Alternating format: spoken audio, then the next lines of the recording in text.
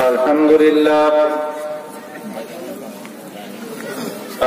لله نحمده ونستعينه ونستغفره ونعوذ بالله من شرور أنفسنا ومن سيئات أعمالنا من يهده الله فلا مضل له ومن يضلله فلا هادي له أشهد أن لا إله إلا الله وحده لا شريك له وأشهد أن محمدا عبده ورسوله الذي أرسله بالحق بشيرا ونذيرا وداعيا إلى الله بإذنه وسراجا منيرا أما بعد فإن خير الحديث كتاب الله وخير الهدي هدي محمد صلى الله عليه وسلم وشر الأمور محدثاتها وكل محدثة بدعة وكل بدعة ضلالة وكل ضلالة في النار فأعوذ بالله من الشيطان الرجيم بسم الله الرحمن الرحيم فاعلم أنه لا إله إلا الله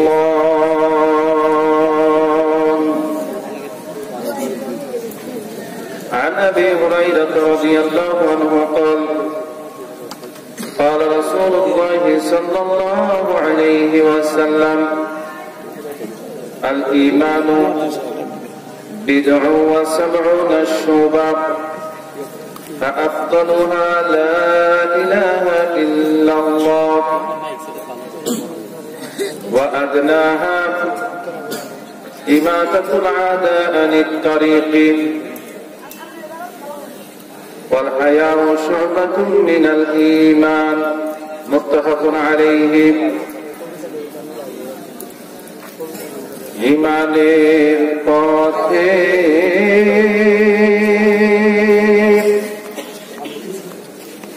অবিচল থেকে আমার মরণ যেন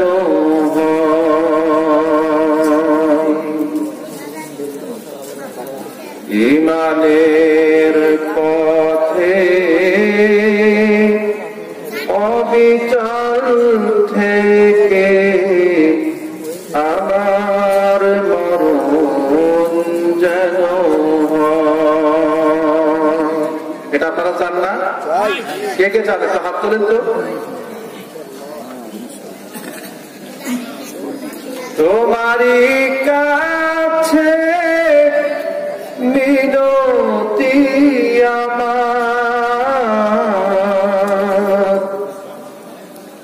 তোমারই কাছে মিনতি আমার,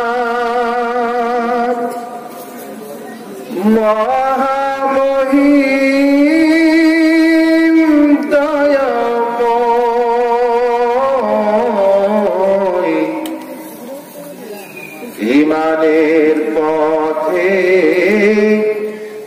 অবিচল থেকে আমার মরণ যেন হয়।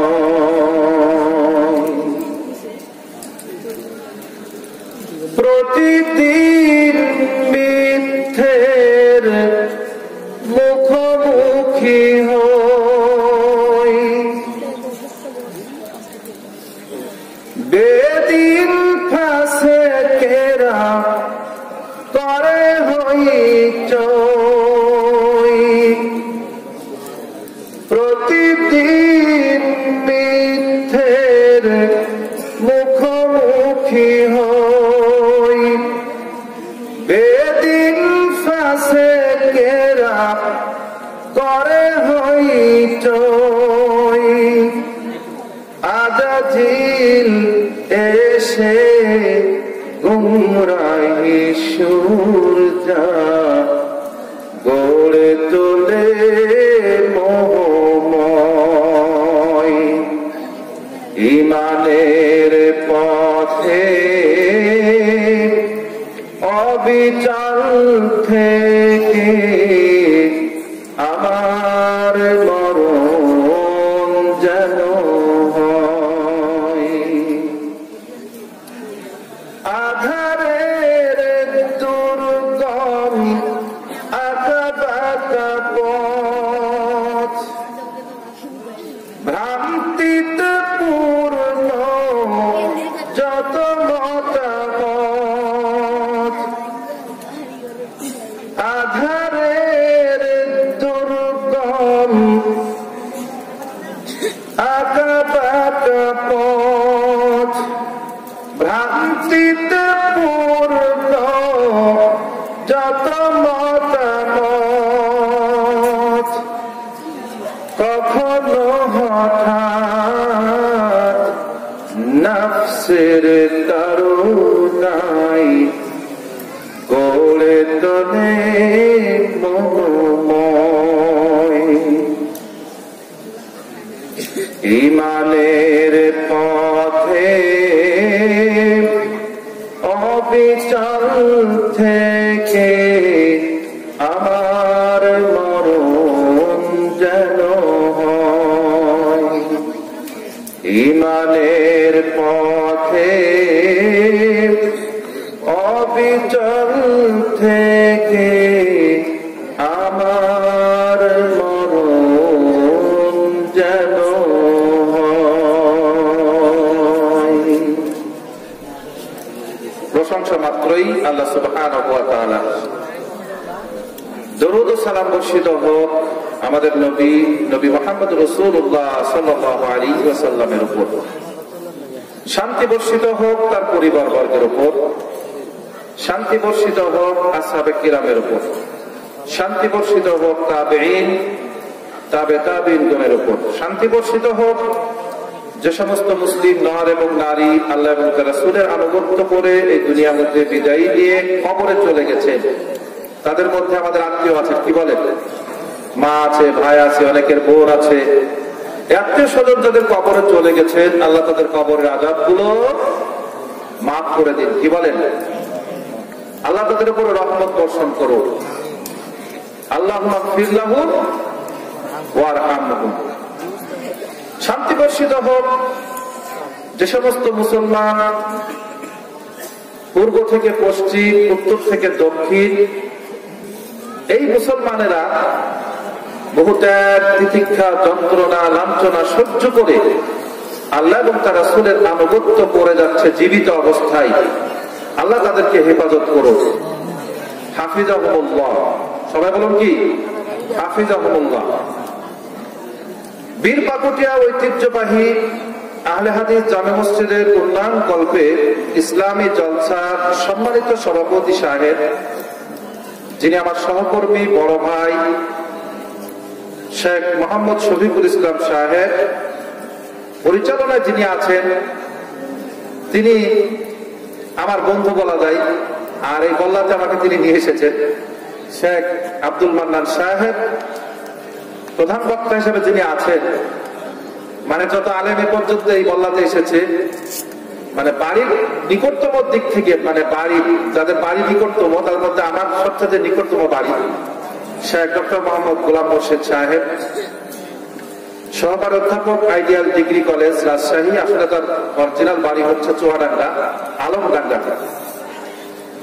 আরেকজন আছেন যিনি বিশেষ বক্তা, তিনি আমার বন্ধু মানুষ, খুব কাছের মানুষ, হাফেজ মোহাম্মদ কাউসার মাহমুদ সহ ইতিপূর্বে যারা বক্তব্য দিয়ে গেছেন অন্যান্য ওলামায়ে কেরাম, মুরব্বিয়ানে আইজাম, দিনদার ইমানদার যুবক ভাইরা, কচিকাঁচা সোনামণিরা, পর্দার আড়ালের মা ও বোনেরা, স্কুল কলেজ মাদ্রাসার ছাত্র ভাইরা, কৃষক শ্রমিক ব্যবসায়িক ভাইরা, সবাইকে জানাই আমার অন্তরের অন্তরস্থল থেকে হৃদয় নিংড়ানো ভালোবাসা ও সালাম। আসসালামু আলাইকুম ওয়া রাহমাতুল্লাহি ওয়া বারাকাতুহু।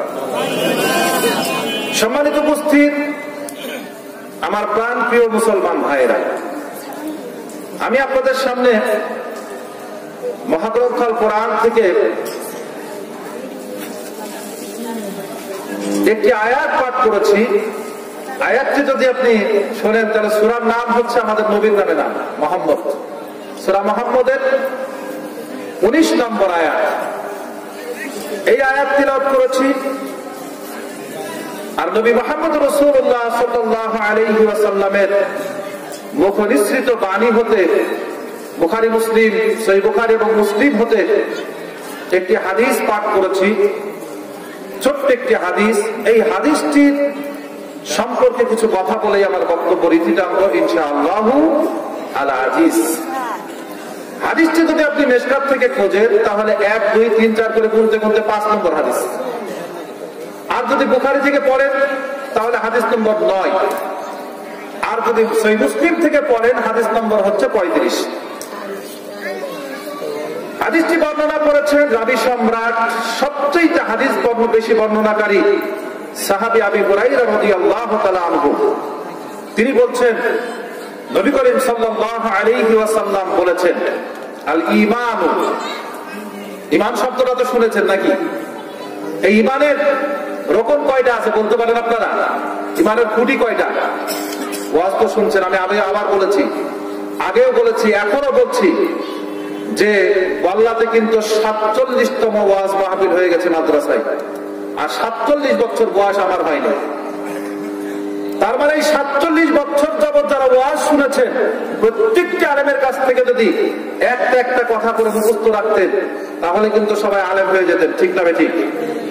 যারা আলেম হয়েছে তারা কিন্তু এই শুনে শুনে, শিক্ষকদের কাছ থেকে শুনে, লেখাপড়া করে তারপরে হয়েছে। আপনারাও তো শুনছেন, একের পর এক দৈনিক শুনছেন।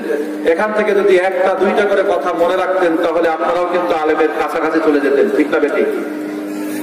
তাহলে আসেন, ঈমান কথাটা আপনারা শুনেছেন, ঠিক না?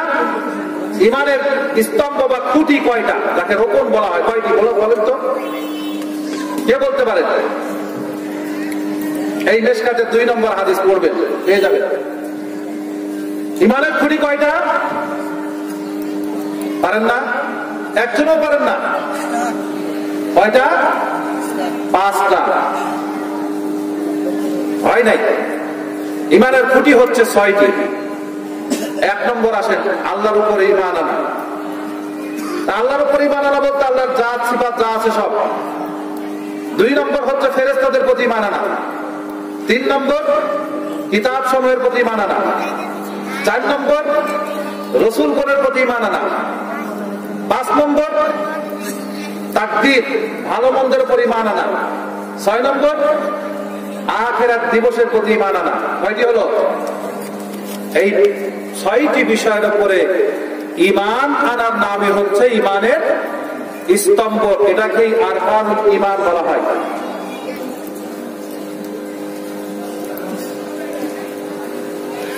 এই 6টি বিষয়ের উপর ঈমান যে ব্যক্তি আনতে পারে সেই হচ্ছে প্রকৃতপক্ষে মুমিন।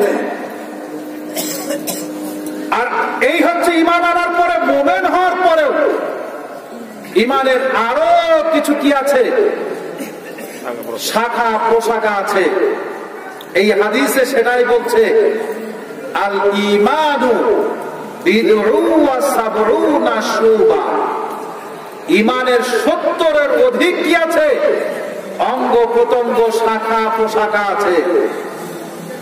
নবী করিম সাল্লাল্লাহু আলাইহি ওয়াসাল্লাম তারপরে বলছেন, ফাআফদালুহা, এর মধ্যে সবচাইতে উত্তম, সবচাইতে বড়, 1 নম্বর নাম্বার 1 ঈমান আনার ঈমানের স্তম্ভ বা খুঁটি হচ্ছে লা ইলাহা ইল্লাল্লাহ, লা ইলাহা ইল্লাল্লাহর ঘোষণা দেওয়া, স্বীকৃতি দেওয়া। কিসের মাধ্যমে? 1 নম্বর হচ্ছে মুখের মাধ্যমে। যেহেতু এই কাউল লা ইলাহা ইল্লাল্লাহ, লা ইলাহা ইল্লাল্লাহ এই কালেমাটি হচ্ছে সবচাইতে উত্তম কালেমা, যেটাকে আমরা কালেমা তৈয়বা বলে থাকি, ঠিক না বেঠিক? লা ইলাহা ইল্লাল্লাহু বলে রে আমার মন, মৌতের সময় বুঝিতে পারিবি মন,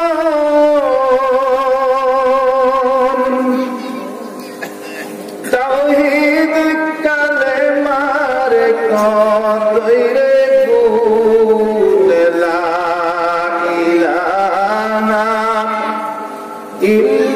ইল্লাল্লাহু বলে রে আমার মন, মৌতের সময় বুঝিতে পাইবি মন, আফদালুত যিকিরের কতই রে গুণ, লা ইলাহা ইল্লাল্লাহু বলে রে আমার মন।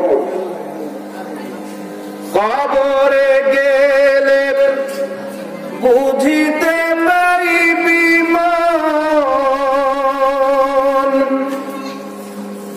কালেমা তৈয়বার কতই রে গুণ, লা ইলাহা ইল্লাল্লাহু বলে রে আমার মন। এই একটি কালেমা। এই কালেমাটা কি? আল্লাহ রাব্বুল আলামিন বলছেন ফা'লাম আন্নাহু লা ইলাহা ইল্লাল্লাহ, অতঃপর তুমি কি করো? জ্ঞান অর্জন করো, শেখো, বোঝো, শিক্ষা অর্জন করো লা ইলাহা ইল্লাল্লাহ কালেমাটি কি। এই একটি কালেমা, এই ছোট্ট একটি কালেমা, এর মূল্য কত? নবী করিম সাল্লাল্লাহু আলাইহি ওয়াসাল্লাম নবুয়ত পেলেন, এর যে কত পাওয়ার। নবী করিম সাল্লাল্লাহু আলাইহি ওয়াসাল্লামের বয়স যখন 40 হলো, হীরা গুহায় ধ্যান করছিলেন, করতে গিয়ে তিনি ওহী পেয়ে গেলেন, অর্থাৎ নবুয়তের স্বীকৃতি পেয়ে গেলেন। এসেই তিনি মারওয়া পাহাড়ের উপরে দাঁড়িয়ে সমস্ত আরববাসীকে সাবাহুল খাইর অর্থাৎ সুপ্রভাত বলে ডাক দিয়ে সবাইকে প্রথম কথাই যেটা বলেছিলেন সেটা হচ্ছে যে কুলু লা ইলাহা ইল্লাল্লাহ তুফলিহুন, তোমরা লা ইলাহা ইল্লাল্লাহ বলো, তাহলে কি সফলতা অর্জন করবে। লা ইলাহা ইল্লাল্লাহ বলে সফলতা অর্জন করতে পারবে দুনিয়াতে। লা ইলাহা ইল্লাল্লাহ যদি বলো তাহলে কিসরার ধন ভান্ডার তোমাদের হাতে আসবে। লা ইলাহা ইল্লাল্লাহ যদি বলো তাহলে তুমি এখানে এপারে ওপারে দুনিয়াতে আখিরাতে সর্ব জায়গায় সফলতা অর্জন করতে পারবে।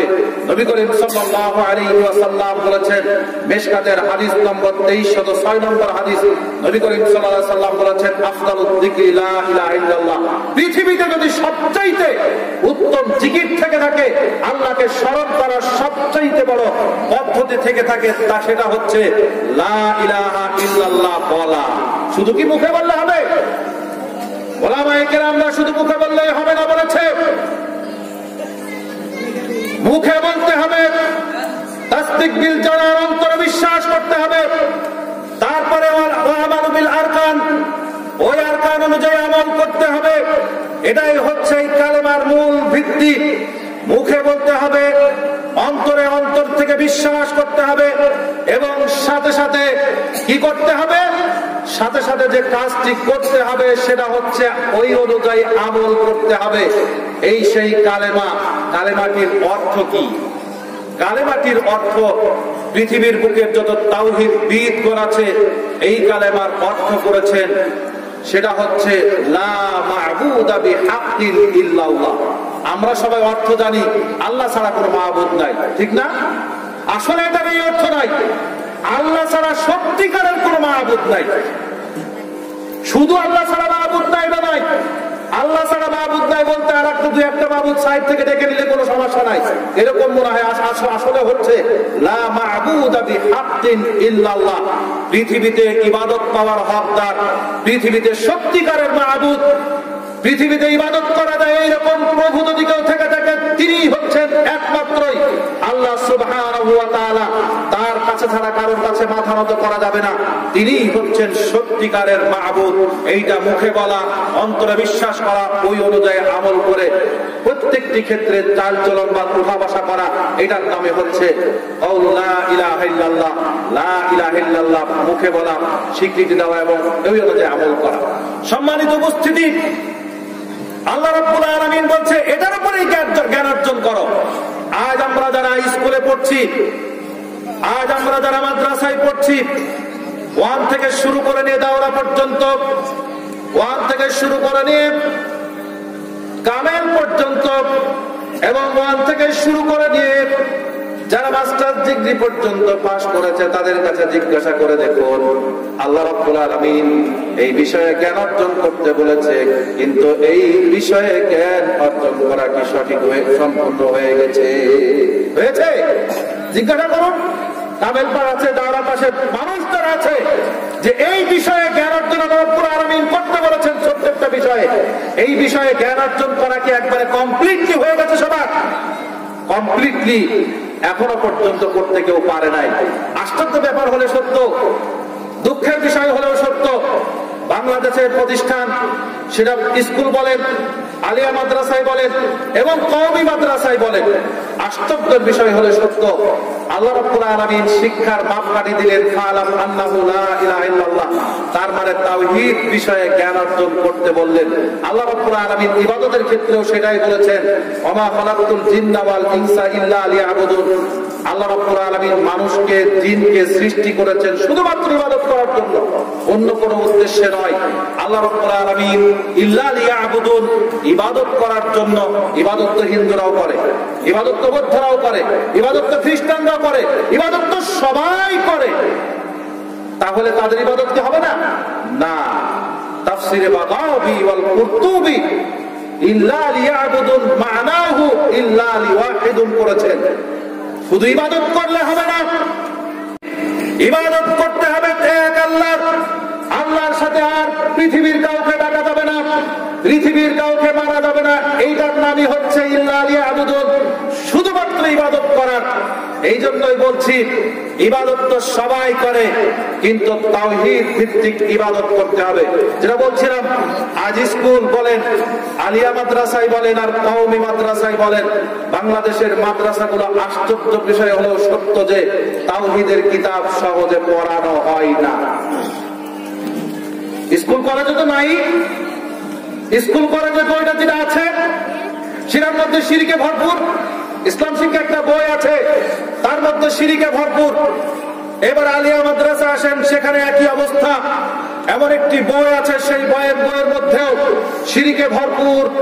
তারপরে এবার আসেন কওমি মাদ্রাসাগুলো, দুই একটা কওমি মাদ্রাসা ছাড়া, আজকে যাত্রাবাড়ি, তারপরে দারুস সুন্নাহ, আজবাসুকি মাদ্রাসায় যেগুলো সৌদি আরবের সাথে বর্তমান মুআদালা করা হয়েছে, চিটাগাঙ্গে দারুল মাআরিফ সহ আর কয়েকটি প্রতিষ্ঠান ছাড়া বাংলাদেশের মাদ্রাসাগুলোতেও তাওহীদের কিতাব পড়ানো হয় না। যার কারণে বাংলাদেশের মানুষগুলি মাদ্রাসায় পড়ার পরেও তারা কি হচ্ছে, মাদ্রাসায় পড়ার পরেও তারা পীরের মুরিদ হয়ে যাচ্ছে, মাজার পূজারি হচ্ছে, মাজার পূজার পক্ষে বক্তব্য দিচ্ছে, আজকে ওয়াজ মাহফিল করছে, অনেকেই হেলিকপ্টার চলে আসছে, অনেকেই গাড়িতে চেপে এসে মানুষকে শিরকের পক্ষে শিক্ষা দিয়ে যাচ্ছে, যার তাওহীদের পক্ষে দুইটা কথা বলতে গেলেই তাদের মাথাটা গরম হয়ে যায়।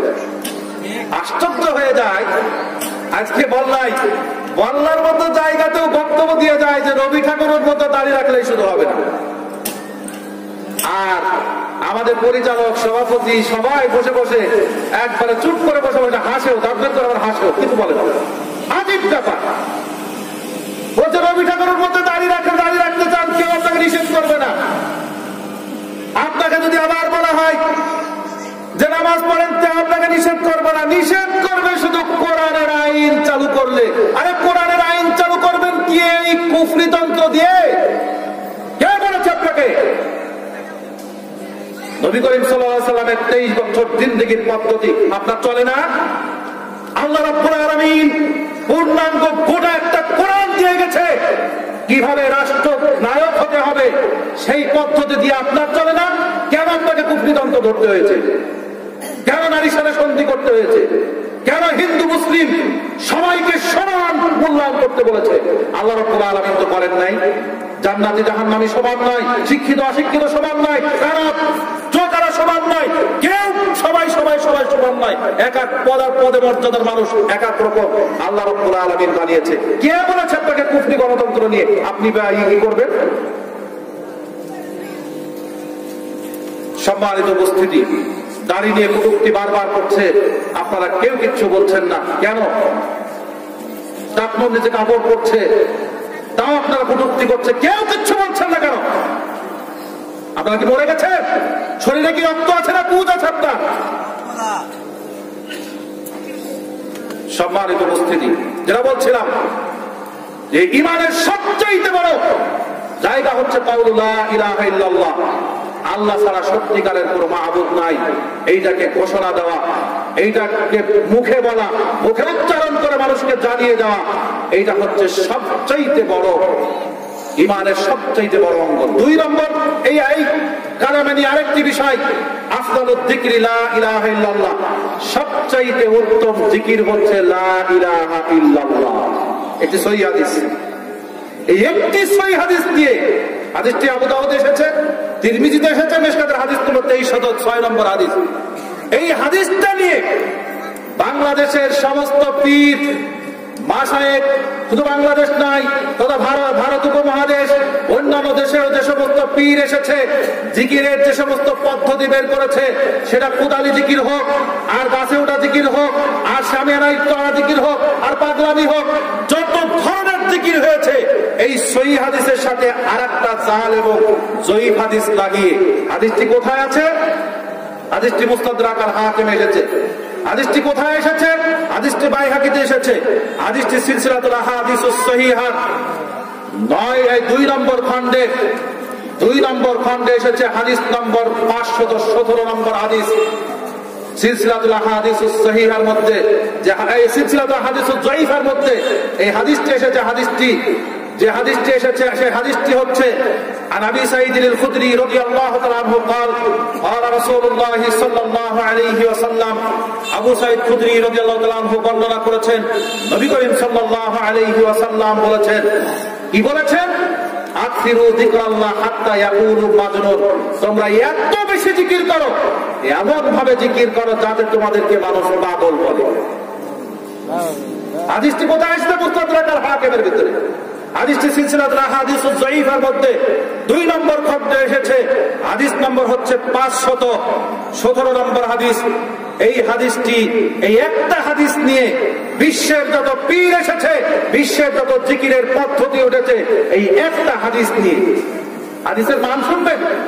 এই হাদিসটার ব্যাপারে সবচেয়ে ছোট তুহমাত দিয়ে যিনি দিয়েছেন, সমস্ত মুহাদ্দিসিনে কিরামরা হাদিসটার ব্যাপারে কলম করেছেন, তার মধ্যে সবচেয়ে অল্প পরিসরে যিনি লিখেছেন তার নাম হচ্ছে বাইহাকি রাহিমাহুল্লাহ তাআলা। তিনি বলেছেন আদাল হাদিসু যায়ীফুন, এই হাদিসটি হচ্ছে যায়ীফ।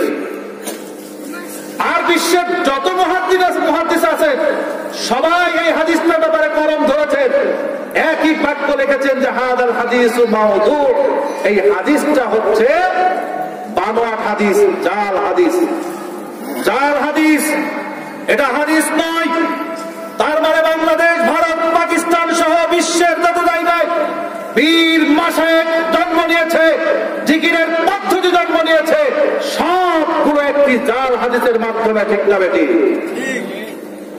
জাল টাকা নিয়ে বাজারে গেলে তা সদাই করে খাওয়া যায় না।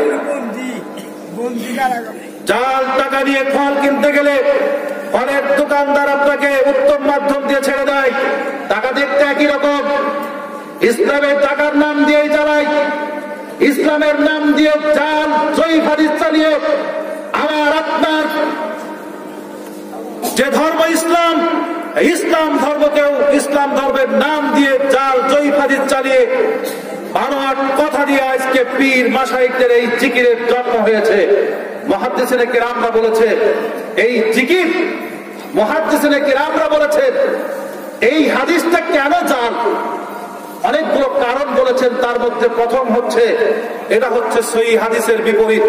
যে হাদিসটি তিরমিজিতে এসেছে, আবু দাউদে এসেছে, হাদিসটি নাসিরউদ্দিন আলবানী সহিহ বলেছেন। নবী করিম সাল্লাল্লাহু আলাইহি ওয়াসাল্লাম বলেছেন রুফিয়াল কালাম আন সালাসা, তিন ব্যক্তি হতে হিসাবের কলম উঠিয়ে দিয়েছেন। এক, ওয়ারিন নাইমি হাত্তা ইয়াস্তাইকিদ, ঘুমন্ত ব্যক্তি যতদিন পর্যন্ত ঘুমিয়ে থাকবে ততদিন পর্যন্ত তার হিসাব লিখবে না। কোন মানুষ যদি অ্যাক্সিডেন্ট হয়, অজ্ঞান হয়ে যায়, 2 দিন 5 দিন 10 দিন 1 বছর 5 বছর পর্যন্ত যদি অজ্ঞান অবস্থায় থাকে, কোমায় চলে যায়, এই 5 বছরের ভালো এবং মন্দ হিসাব আল্লাহ রাব্বুল আলামিন লিখবেন না। ওয়ানিস সাবী হাত্তা ইয়াহতালিম, শিশু যতক্ষণ পর্যন্ত যৌবনে পদার্পণ না করবে। তিন, ওয়ানিল মাজনুনি হাত্তা ইয়াকিল, পাগল যতদিন পর্যন্ত সজ্ঞানে না ফিরবে পাগলের হিসাবই নাই। আর ওরা বলছে এমন ভাবে জিকির করো যাতে তোমাদেরকে মানুষ পাগল বলে। আরে পাগল এইরকম পাগল, উজানির একটা জিকির দেখলাম কিছুক্ষণ আগে, উজানি পীর সাহেবের জিকির করতে করতে করতে করতে হামিয়ানা পর্যন্ত উঠে যাচ্ছে, তারপরে স্টেজে ওঠে হুজুরকে পর্যন্ত ঠেলে ফেলে দিচ্ছে। তা আমার এক ভাইরা মাঝে মধ্যে, আমার বাড়ি আবার আমার শ্বশুর বাড়ি আবার হচ্ছে বাগেরহাট, এই যে আব্দুল রহিম বাগেরহাটের ওই অঞ্চলে। তা এক ভাইরা বলছে যে জিকির করতে করতে পাগল হয়ে সামিয়ানা পর্যন্ত ওঠে। ওই তো কোনোদিন মান্দার গাছে উঠলো না। মান্দার গাছ বুঝেন নাই? কাঁটাযুক্ত গাছ, এই গাছে তো কোনোদিন ওঠে না। এত পাগল হলো, আসলে যাতে পাগল আর যাতে মাতারা তালে ঠিক আছে। তাহলে এটা সহিহ হাদিসের বিপরীত। 2 নম্বর, এটা কোরআনের আয়াতের বিপরীত।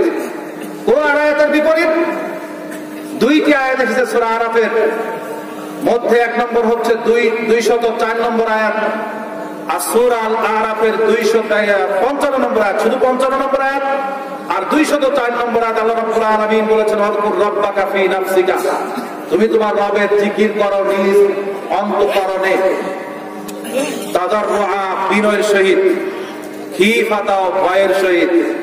1 নম্বর নিজ অন্তঃকরণে, জোরে জোরে নয়। 2 নম্বর বিনয়ের সহিত। বিনয়ের দাম দুনিয়াতেই আছে। চেয়ারম্যান সাহেবের কাছে কিছু চাইলে মাথা নিচু করে নরম ভাবে চাইতে হয়, না হলে দেয় না। আর আল্লাহ সুবহানাহু ওয়া তাআলাকে ডাকবেন চিল্লাচিল্লি করে, পাগলামি করে, সুযোগ নাই। ভয়ের সহিত।